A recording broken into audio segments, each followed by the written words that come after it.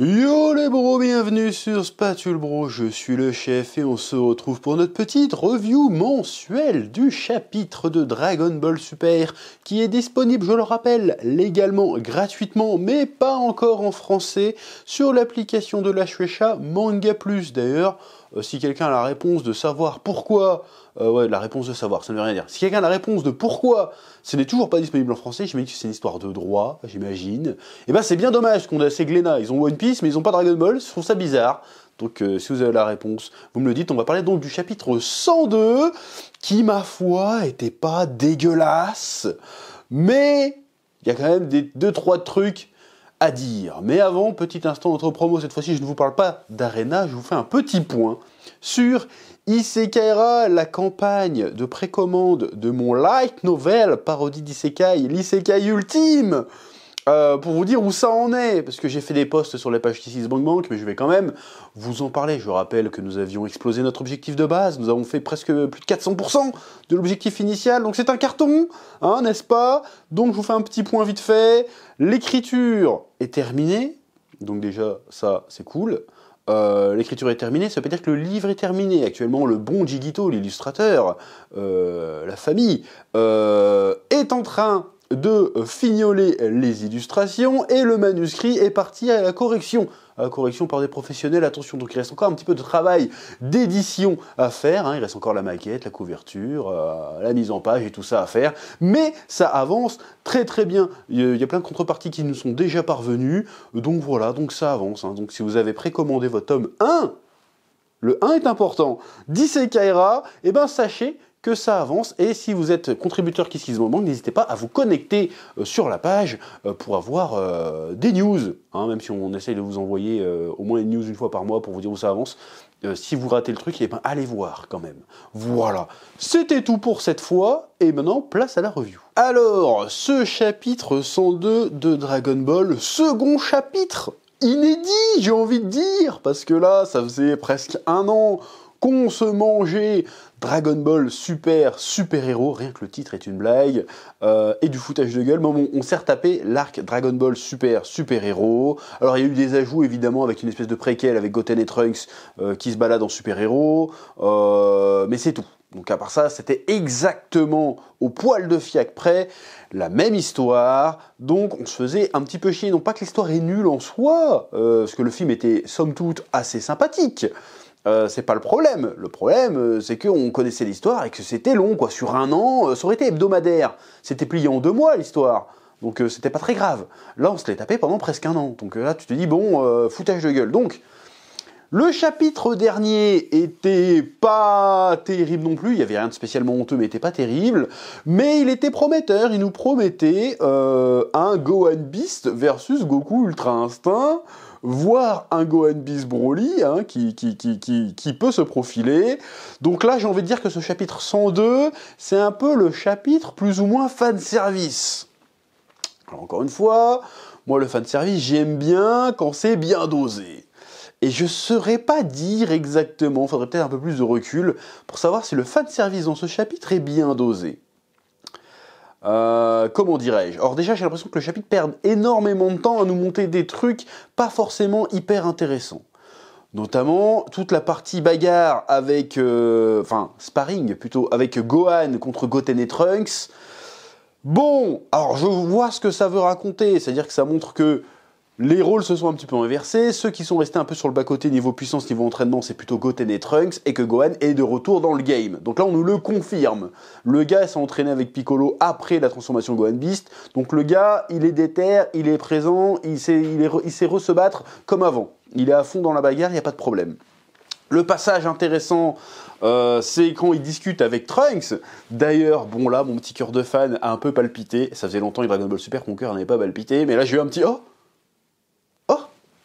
Quand j'ai vu Trunks adulte, dans la case où il se bat avec Gohan adulte, j'ai fait « Ah, oui, mais oui, mais plus d'interaction Trunks-Gohan en fait. Parce que quoi? Parce que Mirai Trunks, parce que Gohan, parce qu'il y a un passif, il y a une histoire. Là j'ai vu la scène, j'ai fait « Ah, là Toyotaro, je sais que là, cette scène-là, je le sais, ça se voit. T'as kiffé. Mais c'est ça qu'on veut voir, on veut voir que tu kiffes. Là t'as kiffé. Là, t'as kiffé. Je sais que t'as kiffé faire cette scène. Parce que là, cette scène, elle est cool. Enfin, elle est cool. Si, elle est cool. Elle est cool. Je vois Trunks adulte, Gohan adulte, qui s'échange des sourires, qui s'échange une petite réplique philosophique, et fait « Ah !» Philosophique, c'est un gros mot, mais un grand mot, mais... Et il fait oui, moi aussi, je veux devenir plus fort pour protéger le monde autour de moi, j'ai des gens à protéger. » Parce que c'est vrai, c'est des super-héros, donc quelque part, ils sont muets, ils sont... Tu sais, des fois, j'essaie de bien parler, mais je dis de la merde. Ils sont animés par l'envie de sauver. C'est pas juste le côté show-off, vas-y, on est des super-héros, on est trop stylé. Il y a aussi le désir de sauver son prochain. Et ils se rendent compte, avec l'histoire de Cellmax, que, même au niveau puissance, ils sont pas encore au top. Alors, pour éclater du lambda, évidemment, vider l'éclater du lambda sans l'entraînement de Gohan, déjà, tu vois. Donc, je veux dire, c'est facile. Mais pour éclater des vraies menaces, des menaces planétaires, ils sont pas au level. Et il fait, oui, on va s'entraîner sérieusement, on va montrer nos progrès, on va se battre sérieusement, parce qu'on a des choses à protéger. Et Gohan, il lui sourit, il l'éclate, et il fait, je suis un peu pareil que vous. Et puis après là, il envoie son Ultimate Gohan. Et là, Ultimate, parce que là je l'ai lu en anglais, j'imagine qu'en français ça va être traduit par Mystique, je ne sais pas en fait quelle traduction ils vont choisir, que c'était pas une appellation réellement officielle dans le manga. Et c'est là que le manga va dans le fanservice un peu méta, et je me dis, peut-être que c'est un peu risqué d'aller là-dessus. Parce que ça devient fanservice, mais du fanservice gratos. Genre, vous avez vu, on l'a mis dedans officiellement. La pente peut être glissante, parce qu'il faudrait pas juste se reposer. En fait, j'aime pas trop les histoires qui sont self-aware, mais premier degré. Quand t'es un peu self-aware, en mode second degré, d'accord. Mais là, c'est un peu genre, limite, la scène s'arrête, et ils te font un clin d'œil. T'as vu Ultimate Gohan, t'as vu? Parce que déjà, on avait trouvé bizarre. Le chapitre d'avant, il l'appelait Gohan Beast. Tu te dis, ça sort d'où? Qu'est-ce que c'est? Ils ont vu le film? Et en fait, l'appellation marketing, parce que c'est ça, l'appellation marketing de Gohan, c'est Gohan Beast. Tout comme Ultimate Gohan, à l'ancienne dans les jeux Budokai, c'était l'appellation marketing. Dans le manga, sa transformation n'avait jamais eu de nom. D'ailleurs, il y avait plein de jeux vidéo où c'était juste appelé Gohan potentiel libéré, tu vois. Parce que c'est ce que c'était la transformation. C'était même pas une transformation d'ailleurs. Bref. Et là, il commence à dire le Beast, donc en fait non, c'est Piccolo qui est venu avec le nom. Oui, parce que Piccolo, il trouve des noms et des transformations. C'est Piccolo, hein, le gars qui galère à faire des jeux de mots, il trouve des noms et des transformations. Bah pourquoi pas. Et tout d'un coup, il sort Ultimate Gohan. Et Gohan, il fait attends, Ultimate? Pourquoi Ultimate?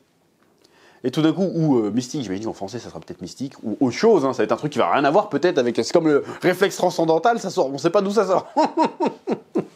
Donc ça se trouve, ça va sortir un autre truc, ça va faire une nouvelle polémique, j'en sais rien, on verra bien.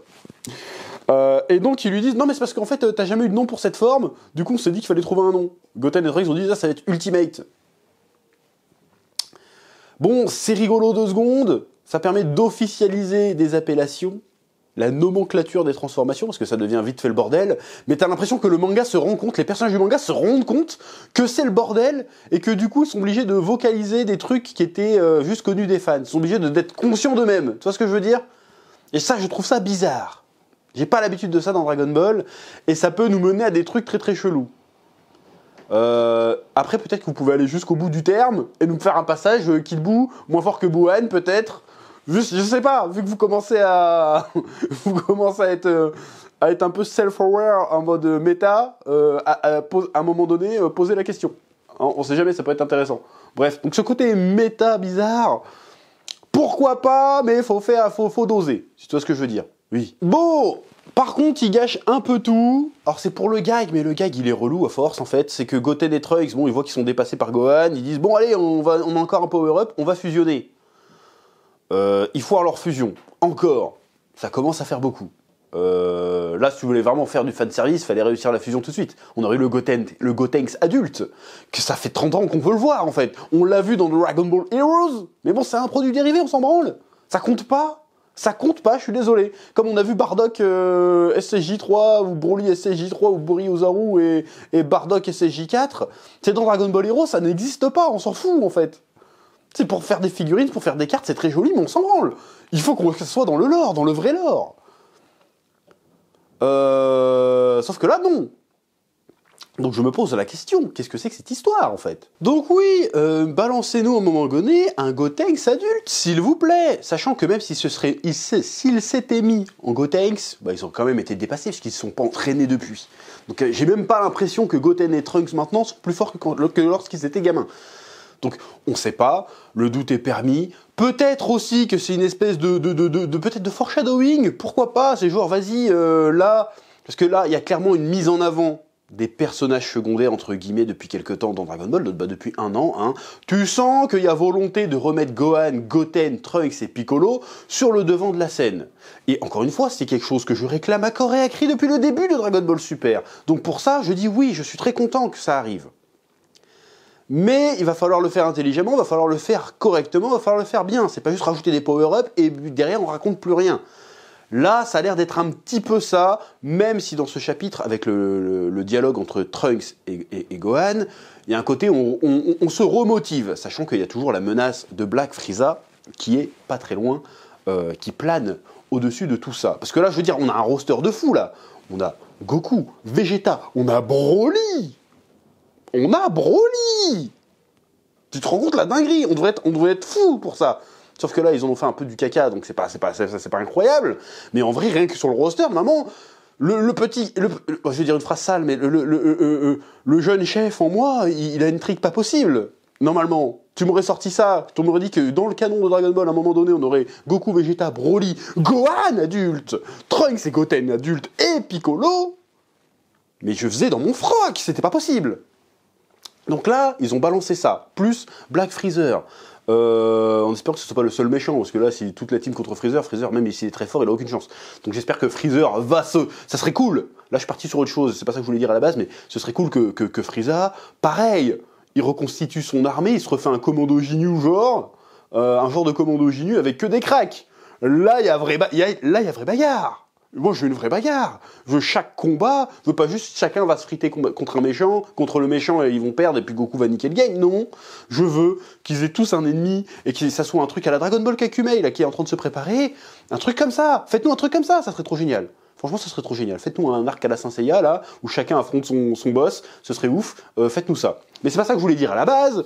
Ce que je voulais dire à la base, c'était je sais plus, mais ça va me revenir. Je ne sais plus, en fait, ce que je voulais dire, ça m'est pas revenu, et j'ai la flemme de remater le rush, donc c'est pas grave, on va partir sur autre chose. Je crois que ce que je voulais dire, c'est que tu sens clairement qu'ils sont en train de planter des graines pour quelque chose. Ils remettent Gohan et Goten et Trunks et Piccolo sur le devant de la scène, même si pour le coup, la Piccolo, il est un peu hors jeu pour le moment.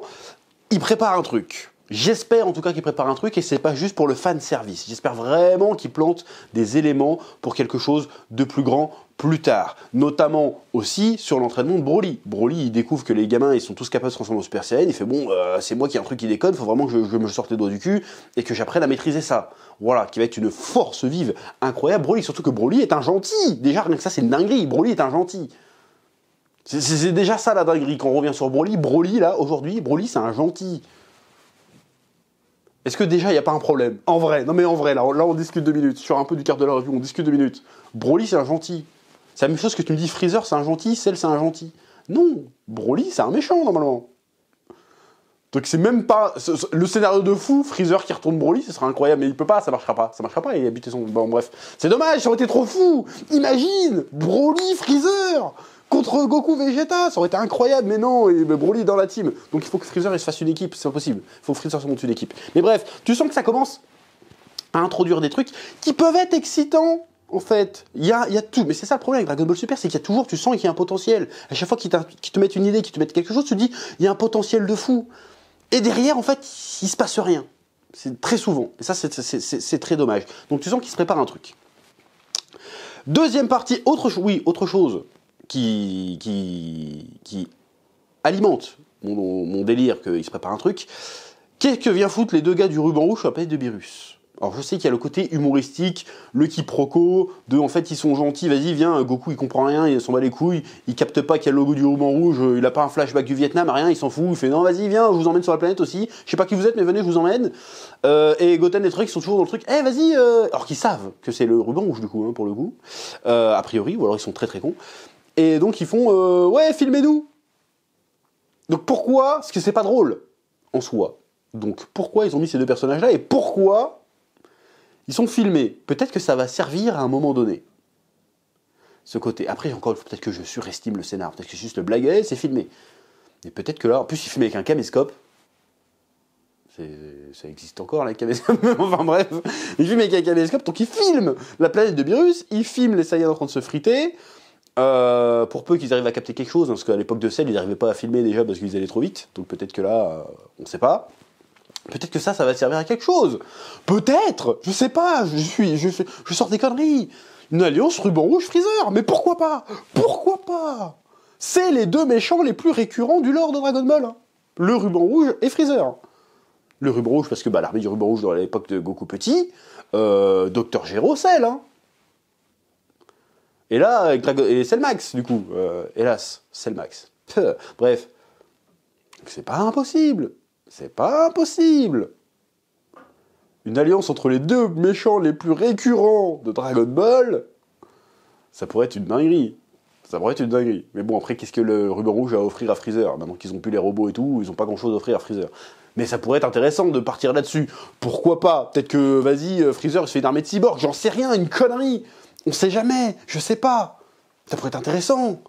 Vas-y, Freezer qui kidnappe l'autre docteur, je sais plus comment il s'appelle, là, le fils du docteur Gero, et vas-y, fais-moi des robots, sale bâtard, tu vois, ça pourrait être incroyable. Mais on n'en est pas là, j'en sais rien, peut-être que je dis de la merde, je dis probablement de la merde, c'est même pas ça qui va arriver. Et si c'est ça qui arrive, c'est bon, bâtissez-moi un hôtel, parce que je suis trop en oracle, si c'est ça, mais ça arrivera pas, c'est pas ça qui arrivera, mais tout. Preuve en est qu'il y a plein de trucs intéressants à exploiter. Vont-ils le faire? Vont-ils partir dans une direction totalement différente qui va être décevante ou surprenante? On verra bien. Ensuite, le chapitre, et c'est ça qui est dommage, c'est que le chapitre prend, allez, 70% du chapitre, c'est le sparring entre Goten et Gohan et Trunks. Voilà, c'était pas le plus intéressant, peut-être qu'il y aurait eu moyen de le faire passer un peu plus vite. Voilà, surtout que la chorégraphie de combat est pas spécialement méga impressionnante non plus. Et on termine avec le sparring entre Goku Ultra Instinct et Gohan Beast, dont la transformation est plutôt stylée, hein, finalement. Ils ont réussi à en faire un truc assez sympa, sans copier-coller le film d'animation. Alors que là, dans le manga qu'on a vu, c'était très clairement copier-coller en termes de mise en scène. Donc c'est pas spécialement plus intéressant que ça. Là, c'était plutôt pas mal. Alors, par contre, encore une fois, c'est totalement ellipsé le fait qu'il le maîtrise. C'est juste, vas-y, normalement je le maîtrise, ta gueule. Et le Goku Ultra Instinct qui a l'air de devenir une transformation comme une autre. J'ai pas senti le... Bon, là, c'est un petit sparring tranquille, mais j'ai pas senti le côté instinct d'Ultra Instinct, là. Pour moi, il a juste une autre couleur de cheveux. Alors qu'avant, c'était pas ça. Avant, l'Ultra Instinct, c'était vraiment... C'est plus le même Goku, quoi. C'était... vas-y, Goku Ultra Instinct, je souris pas, je fais pas des blagues, je suis en train de me battre, j'esquive comme un bâtard, je te sors des coups, tu sais pas d'où ils sortent, je te sors des techniques de bâtard avec des Goku Susanoo et tout. Là, t'as l'impression que c'est juste une transformation lambda. En revanche, on va pouvoir discuter puissance. T'as l'impression que le Gohan Beast, il peut, on le voit, hein, il est comment dirais-je, il est au level. Mais là, ça devient absurde. Que tu me fais Freezer, qui en fait s'est jamais entraîné de sa life, il fait des pompes il fait un sanity pendant 3 semaines, il revient Golden Freezer, pour la blague, vas-y, ça marche. Mais Gohan, ça fait 10 piges qu'il en branle pas une. Ça fait 10 piges qu'il en branle pas une. Il rattrape son père en 15 jours. Je sais que c'est un génie, je sais qu'il a un pouvoir, machin. Mais là, ça commence à devenir un petit peu abusé. C'est-à-dire que Goku, en fait, il est pas si impressionnant que ça. Hein. Goku, pour arriver à l'Ultra Instinct, c'est 35 ans de charbon. Gohan Beast, c'est 15 jours. C'est quoi, ça? Je dis là, non, c'est abusé. Enfin bref, il y en a qui vont me dire, oui, mais quand à l'époque de Cell, déjà... à l'époque de Cell, c'est pas pareil. C'est pas pareil. J'ai pas d'argument, mais c'est pas pareil. C'était pas pareil, c'est tout. Il était plus fort, mais il était pas plus fort à ce point, quand même. Enfin là, il est pas plus fort, il rattrape le niveau.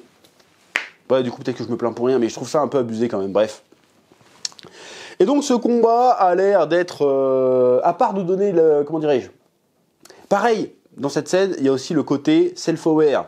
Genre, c'est Piccolo qui t'a entraîné. C'est vrai que c'est ton ancien maître et tout. Je fais, mais putain, mais on le sait ça, vous le savez aussi. Pourquoi Goku a besoin de le dire? Ça fait genre, t'as vu? On a révisé. Parce que des fois, dans Dragon Ball Super, on se posait la question. Ils sont au courant de Dragon Ball ou pas? Genre la scène où Goku dit à Vegeta, pourquoi tu médites, ça sert à rien. Tu dis, tu vois. Tu te dis, ils sont au courant. Là, t'as un peu le côté, on a fait nos devoirs. Piccolo, c'était le sensei à Gohan. Tout le monde le sait, ça ne servait à rien de le formuler en fait. C'est ça que j'ai pas compris. Donc bref, ils vont s'entraîner, d'accord. Et après, est-ce qu'on part sur un arc d'entraînement? Ça fait très longtemps qu'on n'a pas eu d'arc d'entraînement dans Dragon Ball. Est-ce qu'on part sur un arc d'entraînement?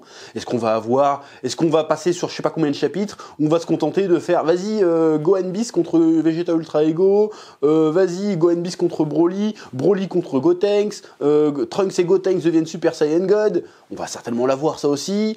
Est-ce que le fait que Gohan Beast existe, ça offre la possibilité aux Métis Saiyans d'avoir leur propre transformation individuelle? Ce qui n'est pas déconnant, hein. On se souvient du Trunks Ikari qui sortait de Don Seizu dans l'anime Dragon Ball, qui était méga stylé, mais qu'on ne sait pas d'où ça sortait. Pourquoi pas partir sur le fait que, vas-y, les Métis Saiyans, comme ce ne sont pas totalement des Saiyans, ils ont accès à des transformations qui leur sont propres. Pourquoi pas? Ça peut être très intéressant. Sachant que l'Ultra Ego et l'Ultra Instinct n'ont rien à voir avec le fait d'être un Saiyan. Je le rappelle. L'Ultra Instinct, a priori, t'as pas besoin d'être un Saiyan pour avoir l'Ultra Instinct. On l'a vu dans le manga avec le tristement célèbre passage où Muten Roshi il fait l'Ultra Instinct, ou il fait un début d'Ultra Instinct. Donc ça n'a rien à voir. Donc peut-être est-ce qu'ils vont exploiter ça pour en faire quelque chose d'intéressant. Sachant que même Broly... Ah non, ça marche plus du coup ce que je dis. Mais bref, même Broly a sa propre forme de Super Saiyan. Quand il est en Super Saiyan cheveux verts, ce n'est plus le légendaire Super Saiyan d'ailleurs, c'est le Super Saiyan Berserker, il a sa propre forme de Super Saiyan. Donc pourquoi ne pas que chaque personnage ait sa propre forme de Super Saiyan? Ça pourrait être intéressant. Ça va devenir des espèces de Pokémon maintenant, mais ça pourrait être intéressant. Évidemment, il faut raconter quelque chose derrière, juste faire des transformations pour des transformations, on s'en branle. Donc, ce chapitre, il était sympathique, il fait des trucs un peu méta, un peu bizarres, pourquoi pas, et il pose des graines, encore une fois, mais je te dis ça à chaque début d'arc. Je te dis ça à chaque début d'arc. Il y a des graines qui sont posées, qui sont intéressantes. Mais est-ce que ça va porter ses fruits? Est-ce que ça va germer? Est-ce que ça va être fécond derrière? On n'en sait rien. Est-ce qu'on va avoir droit à un chapitre du point de vue de Frieza, qui est en train de monter une équipe, qui est en train de faire son bail de tous les côtés? Je veux dire, le mec est plus puissant que jamais, on le voit pas. Il va forcément y avoir un problème. Quel est le niveau de Beerus dans tout ça? On ne sait pas non plus. Au bout d'un moment, on va pas nous faire le coup de « non mais je suis encore plus fort ». Au bout d'un moment, frérot, va falloir qu'on nous explique là. Donc on va voir. Sachant qu'on est censé, tout ça, c'est censé se passer quelques mois à peine avant la rencontre avec Oob. Donc il y a aussi ça à gérer. C'est quelques mois, on est quelques mois à peine. Hein. Ça c'est Toriyama qui l'a dit quand le Dragon Ball Super Hero est sorti, il dit on est juste avant. On est juste avant, on est quelques mois avant. Donc qu'est-ce qui se passe? C'est-à-dire qu'entre ce moment-là et la rencontre avec Oob, le problème de Black Frieza, il est réglé. Ça pose un nombre d'incohérences que je ne vais pas lister ici, mais ça pose un nombre d'incohérences incroyables, mais ça laisse la question ouverte. Est-ce qu'ils vont aller jusqu'à Oob? Est-ce qu'ils vont dépasser Oob? On ne sait pas.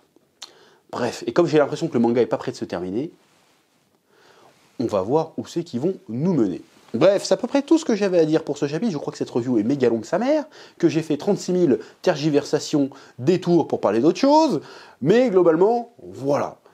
J'ai envie de te dire que je suis un peu enthousiaste, mais encore une fois, je me noie d'espérance. Je me fourvoie de base. Je m'attends à être déçu. Mais malgré tout, voilà, j'ai quelques trucs dans ce chapitre qui me font espérer, encore une fois, un espoir de fou, un espoir de dingue, peut-être, mais on verra, peut-être que pour une fois ça va payer, on verra bien. Bref, je vous laisse le soin de me dire en commentaire ce que vous avez pensé de ce chapitre, ce que vous avez pensé de cette review, de mettre un pouce bleu, de vous abonner si ce n'est pas déjà fait, et je vous dis à très bientôt sur Spatule Bro pour de nouvelles vidéos. Que la passion vous guide, oui.